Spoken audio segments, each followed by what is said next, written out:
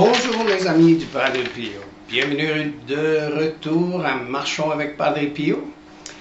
Aujourd'hui, nous allons parler de parfum. Pas le genre de Chanel numéro 5 ou 6 ou 10, je sais pas quoi.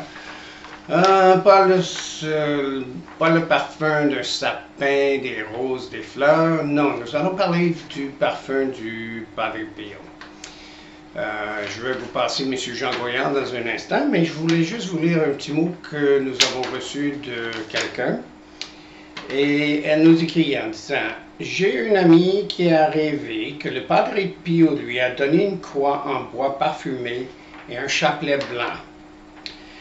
On aimerait savoir ce que cela signifie. » Bon, premièrement, malheureusement, nous n'avons pas le don de discerner les intentions du Padre Pio, mais je peux vous dire que ce n'est pas un mauvais signe, premièrement. Et le Padre Pio disait toujours, le parfum est un signe de ma présence, sois toujours fidèle à la grâce. Eh bien, ma chère dame, nous allons prier pour que votre ami reste fidèle à la grâce. Et puis, maintenant, je vais vous passer M. Jean Goyard. Il va nous donner plus d'informations sur les parfums du Padre Pio et comment ça se répandait. Des fois, c'était tellement fort que les gens avaient de la difficulté à respirer, mais le Padre Pio disait toujours, c'était pas lui, c'était notre Seigneur Jésus-Christ qui répandait le parfum.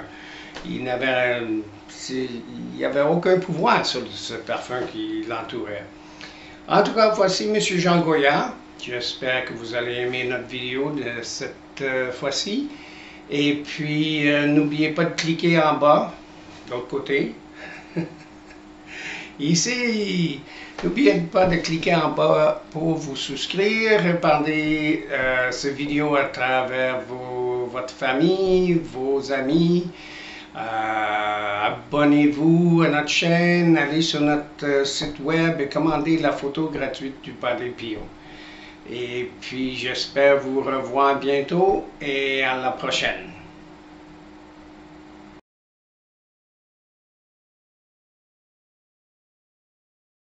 Il y en a qui mettent en doute le parfum du Padre Pio. Autrement dit, quelqu'un qui pense que le parfum est une chose purement subjective. Eh bien, nous allons voir aujourd'hui quelque chose qui, de toute façon, peut être considéré comme subjectif. Mais pour moi, non. Padre Pio m'a donné un signe. Chers amis, fidèles du Padre Pio, bonjour, mon nom est Jean Goyard et vous assistez au programme Marchons avec Padre Pio.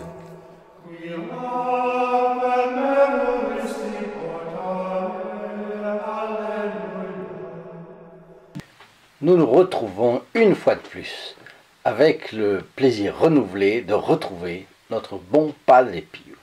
Et aujourd'hui, nous allons le voir dans une scène tout à fait spéciale. Attilio Mazzoni était un ingénieur qui résidait dans une ville près de Vérone, dans le nord de l'Italie.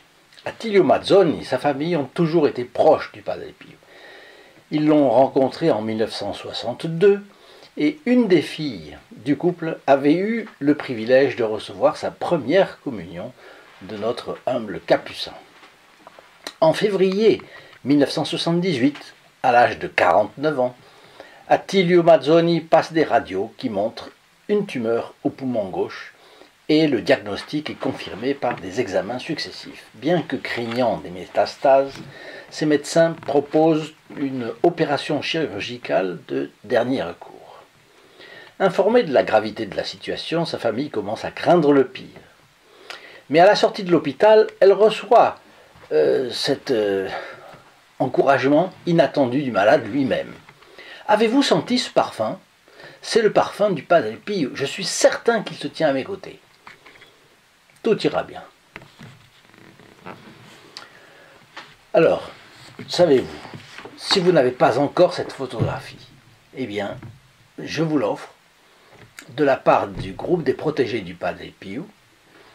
Vous téléphonez au 08 05 36 08 47 tous les jours de 8h30 à 12h30 et de 13h à 19h, sauf le samedi de 9 h à 12h30, et vous l'aurez sans payer la photographie, sans payer la poste, simplement le coût d'un appel local pour la France et les dom-toms, et puis envoyez-moi un message email si vous êtes dans des contrées plus éloignées. En tout cas, je pense que non seulement, si vous ne l'avez pas encore, non seulement en l'ayant, vous serez sous le regard bienveillant du Pas des Pious de la journée, mais en plus, les personnes qui passeront seront touchées par son regard bon, miséricordieux, accueillant, accessible, et vous ferez de l'apostolat. Alors, revenons à notre ami Attilio Mazzoni. Personne n'a senti l'intense odeur de fleurs que lui avait senti. Mais, vous comprenez, on ne va pas contredire le malade, n'est-ce pas? C'était une odeur intense de fleurs, plus ou moins célestes, que Attilio avait senti, dont il a parlé, mais les proches de la famille ne manifestent rien, on ne va pas contredire ce malade à ce moment-là. Bien. Attilio est opéré le lendemain. Les médecins constatent que la maladie a envahi l'organisme, comme ils le craignaient. Ils informent sa femme, Maria Rosa, que son mari n'a plus que quelques mois à vivre. Au comble de l'angoisse, Maria Rosa décide de cacher ce qui se passe à son mari. Et là, évidemment, ça peut dépendre des circonstances, mais enfin, il vaut mieux, ça dépend des cas, mais enfin, bon, ça dépend des cas.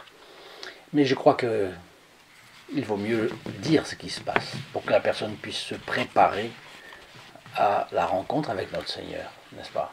Bon. Après 15 jours d'hôpital, ils se retrouvent chez eux, et l'état d'Attilio Mazzoni empire chaque jour un peu plus. Et lui, il voit la dégradation de sa santé, bien sûr, sa famille aussi, mais voilà. À ce moment-là, racontait Maria Rosa, mon mari était presque toujours couché, et comme il n'avait plus de voix, nous lui avions donné une petite cloche pour qu'il puisse nous appeler en cas de besoin. 4 mois s'écoulent, et aucun signe d'amélioration n'apparaît. Les médecins lui ont donné quelques mois de vie, déjà 4 mois. Bon. Un samedi matin, Maria Rose est prise par ses tâches ménagères quand, au lieu du tintement de la clochette, elle entend la voix de son mari l'appeler fortement depuis sa chambre. Alors, pardon d'interrompre le récit de Maria Rosa maintenant, mais elle parle de clochette et cela me fait penser de vous rappeler une chose, de vous abonner très vite si vous ne l'êtes encore, pour ne plus perdre les fiolettes et du Padre Pio commenté ici chaque jour. C'est gratuit, mais surtout vous entrez tout de suite dans les intentions du prêtre célébrant pour nous la messe du vendredi qui suivra votre clic d'abonnement. Si cela vous étonne, il suffit de vous rappeler que nous avons l'habitude de la messe et nous avons tendance à en banaliser vraiment la réalité. Nous banalisons la messe. Nous avions la messe à portée de main chaque dimanche. Et puis, nous avons cru que nous l'aurions toujours. Et vous voyez que sur la planète entière, eh bien, ce n'est plus tout à fait le cas. À mon avis, il faut se placer bien en face pour ceux qui aiment le Padre Pio. Je pense que c'est un langage qu'ils vont comprendre très bien. Les châtiments que Notre-Dame a prévus à Fatima ne sont-ils pas beaucoup plus proches de nous que nous pouvions le penser? Parce que toute la planète privée de messe, c'est quand même ahurissant, il faut le dire. Bien, alors, le Padre Pio, lui, disait au contraire que le monde peut se passer de soleil plus facilement que de la messe. Vous voyez, nous ne devons pas banaliser la messe. La messe acquiert les grâces surabondantes pour que nous ayons la force de mener le combat de la vie. Combat contre nos mauvais penchants, contre nos fautes, contre les obstacles, les contrariétés, les difficultés, la maladie, les épreuves. Nous avons beaucoup de combats à mener. Donc faites-le, vous ne regretterez pas cette messe, elle est pour vous à portée d'un clic. Bon, Maria Rosa entend donc la voix de son mari l'appeler. Surprise et évidemment inquiète, qu'est-ce qui se passe? S'il crie plus fort, c'est peut-être un mauvais signe. Elle accourt et le trouve assis sur son lit avec une joie inhabituelle dans le regard. Elle l'entend expliquer qu'il est samedi, c'est la journée traditionnellement consacrée à la Sainte Vierge Marie qui, par l'intercession du Padre Pio, lui a accordé la grâce de sa guérison. Et émue, elle vérifie que le visage de son mari a retrouvé sa couleur normale. Quelques jours après, Attilio était complètement guéri. Il a repris ses activités. Il avait été malade en 1978, il a vécu jusqu'en 1993. Voyez, faites le compte. Nous confirmons avec cette guérison que les miracles sont faits pour ceux qui y croient, et non pour ceux qui n'y croient pas. Vous vous souvenez de ce passage de la Divine Comédie du grand Dante Alighieri. La scène se passe un jour de beau temps, dans la campagne. Un athée parle de la foi avec un catholique pratiquant qui lui présente les arguments convenables. L'athée conclut qu'il croirait en Dieu seulement si Dieu faisait un miracle là, maintenant. Par exemple, si un éclair sortait d'un petit nuage qui passait dans le ciel et frappait le rocher qui était devant eux. Le commentaire de Dante Alighieri est le suivant. Dieu ne fait pas de miracle à la commande. Parce que même s'il le faisait, l'athée ne croirait pas plus et recourrait à un expédient quelconque pour justifier le fait par un motif naturel. Vous vous rappelez le passage de Saint Luc, je crois que c'est le chapitre 16, où c'est l'histoire que j'ai déjà racontée souvent, c'est Lazare et le jeune homme riche. Et le jeune homme riche est condamné à l'enfer, à la torture de l'enfer. Et il dit, ah mais Seigneur, Abraham, envoie-moi Lazare pour tremper son doigt dans la rosée et au moins me rafraîchir un peu. Et Abraham lui dit, non, c'est pas possible. Tata. Et à la fin, devant l'insistance du jeune homme riche, qui lui dit, j'ai 5 frères, si quelqu'un vient d'ici, là-bas, ils croiront. Et Abraham répond, ils ont Moïse et les prophètes qui les écoutent. S'ils n'écoutent pas Moïse ni les prophètes, quelqu'un pourra bien ressusciter d'entre les morts, ils ne seront pas convaincus. Et vous savez, c'est la parole de l'Évangile, c'est la parole révélée, c'est la vérité. Alors notre malade, Attilio Mazzoni, a fait l'objet d'une grande sollicitude du Padre Pio, j'en vois 3 même. D'abord l'influence du Padre Pio qui l'a rendu fervent, ça c'est une chose importante à voir. Deuxièmement, le parfum que le malade a pris comme un signe du Padre Pio pour lui. Et troisièmement, sa guérison, et la preuve de la guérison, c'est que, bien entendu, cela arrive justement le samedi, qui est la journée consacrée à Notre-Dame.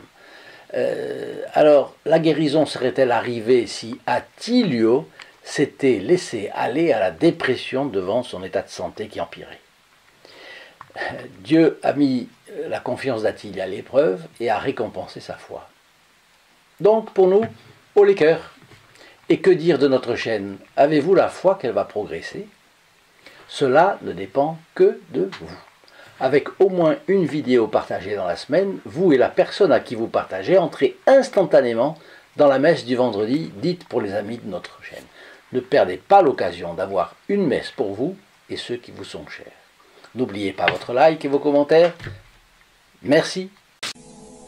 In nome del Padre, del Figliolo e dello Spirito Santo, così sia. Sia lodato Gesù e Maria, e